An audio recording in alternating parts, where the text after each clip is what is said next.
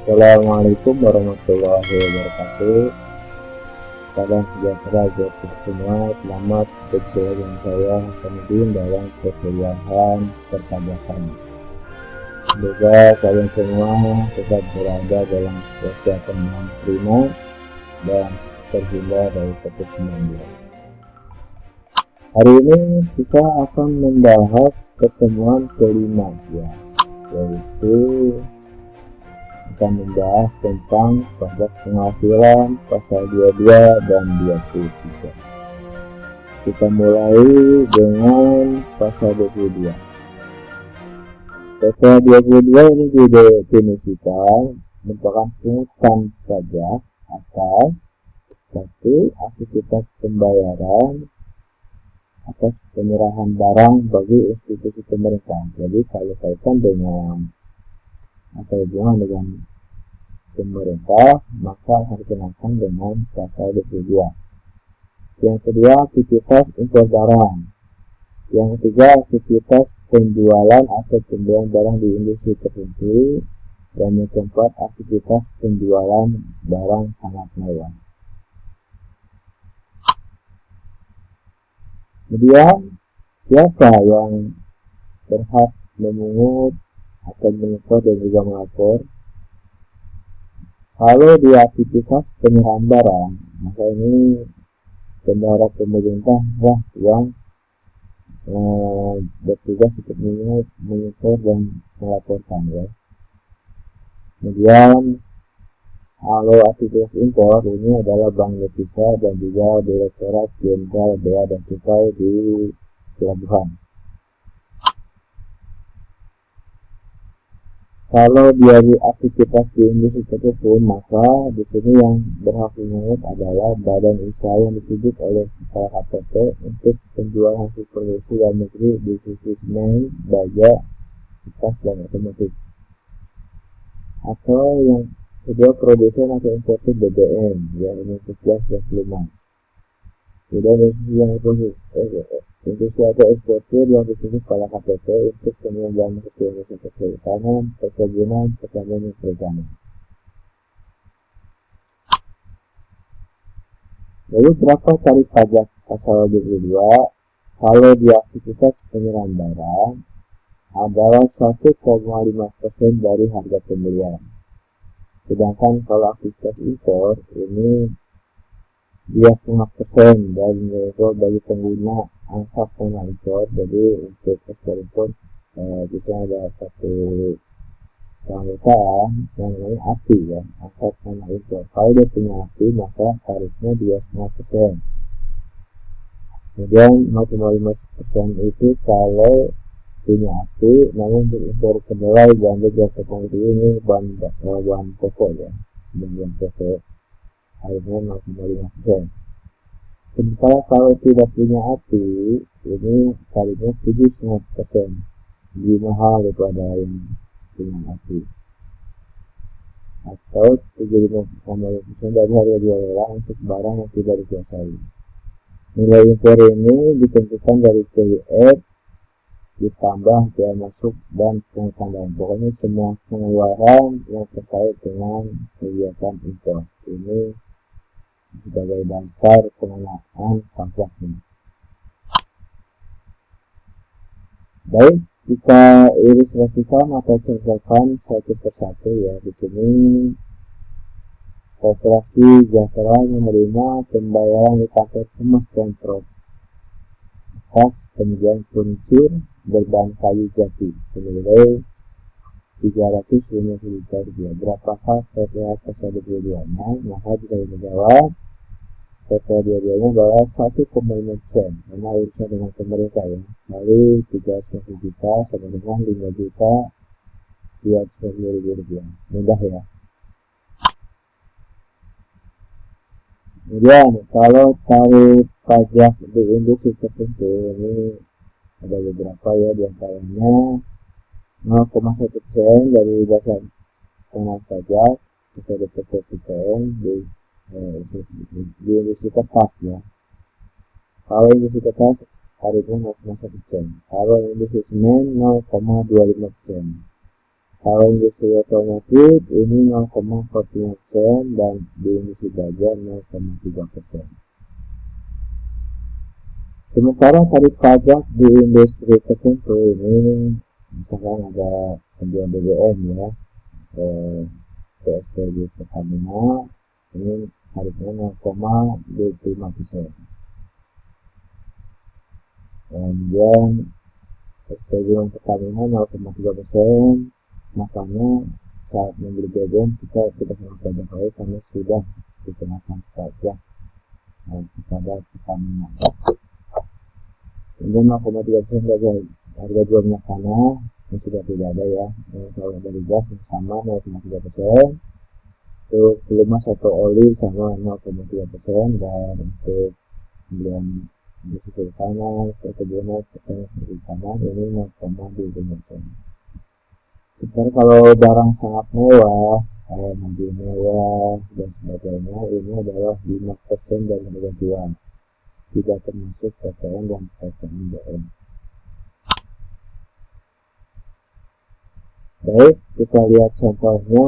Ini ilustrasi tarif di industri tertentu ya. Di sini kita lihat Koperasi Mandiri mengadakan penjualan kepada Nyonya Nita atas 1000 rim kertas plano dengan nilai total 77 juta rupiah, termasuk PPN. Ini masih 10% ya PPN. Diketahui pula bahwa atas pembelian bibir kertas bagian baku, perusahaan juga telah dikenai PPJJ senilai 200 ribu rupiah. Berapakah PPh 22 yang dikenakan sendiri? Maka ini atas penjualan usaha kertas ini tarifnya 0,1% ya. Maka sini PPh 22 nya 0,1% kali ini mencari DPP nya ya, karena kita 10%, maka harusnya 100% dibagi 110% kali 77 juta, maka didapatkan 700 ribu rupiah. Ini yang dibayarkan oleh Koperasi Mandiri. Nah, kapan saat berhutang dan pelunasannya? Kita lihat kalau di kegiatan impor ini saat pembayaran bea masuk ya, tentu ini di pelabuhan ya. Kemudian kegiatan pembelian barang ini saat pembayaran. Kemudian kalau pembelian hasil produksi saat penjualan. Kalau penjualan hasil produksi barang ini saat penerbitan delivery order. Lalu apa yang dikecualikan dari pemungutan PPh 22? Ya, di sini satu, impor barang dan hasil barang yang berdasarkan ketentuan perundang-undangan tidak terhutang PPh. Yang kedua, impor barang yang dibebaskan dari pemungutan bea masuk dan hasil PPN. Tiga, impor sementara. Jika pada waktu impor hanya untuk biasa kembali. Jadi ya impor tapi kembali tidak ya. Dia impor kembali, yaitu meliputi barang-barang yang diimpor kembali dalam kualitas yang sama atau barang ekspor untuk kebaikan pengerjaan yang memenuhi syarat yang ditentukan tujuan bea dan cukai. Terus pembayaran atas pengadaan barang bagi institusi pemerintah jika berjumlah maksimal 2 juta rupiah. Dan tidak menyebabkan pecah-pecah. Jadi kalau di bawah 2 juta rupiah ini tidak terkena ya. Kemudian pembayaran atas pembelian gabah dan atau beras oleh Perum Bulog. Kemudian emas batangan yang akan diproses untuk menghasilkan barang perhiasan dari emas yang dipilih oleh SDM. Dan pembayaran untuk pembelian barang sehubungan dengan penggunaan dana bos untuk sekolah. Untuk sekolah tidak ada PPh 22. Lanjut kita ke pajak penghasilan pasal 23 atau PPh 23 ya. Kita lihat definisinya adalah pajak yang dikenakan terhadap WP dalam negeri dan BIP atas penghasilan dari 1. Penanaman modal, Yang kedua, penyewaan aset fisik dan finansial. 3. Keterlibatan dalam perusahaan atau kegiatan. Yang keempat, pemberian jasa tersebut ini adalah yang dikenakan PPh 23, termasuk investasi atau penyewaan atau melakukan kerja tertentu atau jasa tertentu. Yang memotong, menyetor, melapor adalah badan pemerintah, bisa subjek pajak badan negeri atau penyelenggara kegiatan atau BUT atau badan syarikat. Yang keempat, perwakilan perusahaan luar lainnya atau yang selanjutnya orang pribadi yang ditunjuk oleh KPP.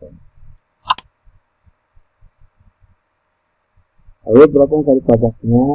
Ini 15%. Ini berlaku untuk dividen, bunga, royalti atau hadiah ya. Hadiah, penghargaan atau bonus dan sebagainya selain dipotong PPh 21 ya. Jadi dividen kena 15% ya saudara. Kemudian kita lanjutkan untuk tarif 2% ini berlaku untuk sewa menyewa dan imbalan jasa teknik, manajemen, konstruksi, konsultan, catering dan jasa lainnya selain yang dipotong PPh 21. Dan bagi yang tidak memiliki NPWP dikenai tarif 100% lebih tinggi, jadi 2 kali lipatnya. Ini lingkup jasa yang dikenai PPh 23 ya, ada dari jasa penilai, aktuari, jasa akuntansi, perancangan pengangguran, sampai dengan jasa perantara atau sebagainya kena pasal 23. Lanjut, jasa bidang perdagangan, jasa kustodian, termasuk pengisian suara dubbing ya, mixing film, jasa sebenarnya software komputer yang IT ini kenal ya, dia jasa instalasi, pembuatan mesin dan sebagainya, termasuk jasa perawatan, perbaikan, pembelian mesin. Nah, jadi kalau ada jasa-jasa perawatan, pemeliharaan mesin atau listrik dan apapun itu termasuk bengkel di mobil, itu kena pasal 23. Termasuk jasa maklon ya. Maklon itu adalah jasa kepada pihak ketiga untuk berproduksi dengan spesifikasi yang diberikan oleh pemberi pekerja ya. Itu namanya maklon. Terus sampai dengan jasa catering atau tetap juga terkena pasal 23. Baik, kita lihat ilustrasinya. Di sini ada Tuan Ahmad meminjam uang pada 1 Juli 2012 senilai 1 juta rupiah kepada Tuan Angga dengan bunga 8% per tahun. Kesepakatan disyaratkan Tuan Ahmad membayarkan bunga pada 31 Juni 2012 dan 31 Juni 2013 setiap kali ya, serta membayarkan seluruh pokok pinjaman pada saat pembayaran bunga kedua. Telah besar PPh masing-masing di tahun 2012 dan juga 2013. Bedanya adalah beban PPh-nya sama antara 2012 dan 2013 ya, karena bunganya tetap 8% ya. Maka mudah saja kita langsung kalikan 15%, tarifnya dikali dengan bunganya berapa. Sudah tahu kan mencari rumus bunga ya, 8% dikali 1 juta rupiah. Maka menjadi 15% dikali 80.000 rupiah menjadi 12.000 rupiah. Lalu kapan saat terutang penyesuaian pelaporan? Kita lihat sini saat terutang adalah pada akhir bulan. Dilakukannya pembayaran atau akhir bulan terutang penghasilan yang bersangkutan tergantung yang dulu terjadi. Yang kedua, disetorkan paling lambat 10 tanggal 10 bulan tahun berikutnya. Jadi kalau misalkan transaksi di Januari, maka dibayarkan maksimal tanggal 10 bulan Februari. 3. Saat pelaporan ada 20 hari. Ini berlaku sama seperti masuk pajak KPP lainnya ya. Jadi untuk Januari ini dilaporkan paling lambat tanggal 20 Februari. Kemudian pemotong wajib